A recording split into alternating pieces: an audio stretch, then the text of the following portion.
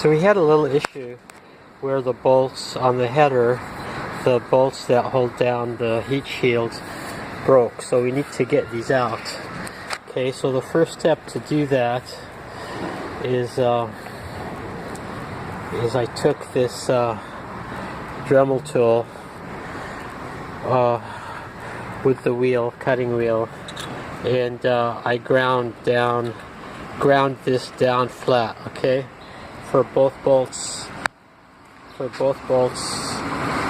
ground this down flat with the Dremel. And next, now that they're flat, I can punch them and then drill them out. So let's do that next. A little center starting hole on the flat surface of each cut bolt. Now I can use my drill, starting with a small bit. We will drill a hole and progressively we'll drill it larger and larger. Okay, so I'm going to need both hands to do this. Well, actually it's not bad. So we're starting our hole here.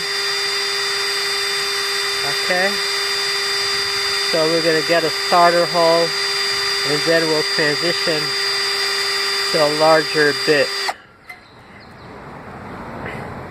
So using progressively bigger drill bits, I have drilled out the holes.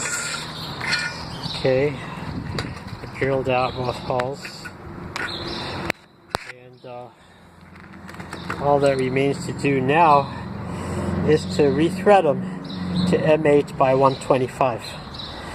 Okay, so it should go just like that. It's working beautifully. Amazing. These holes are going to be just like new. So these are the new bolts and washers that are going to hold the heat shield down.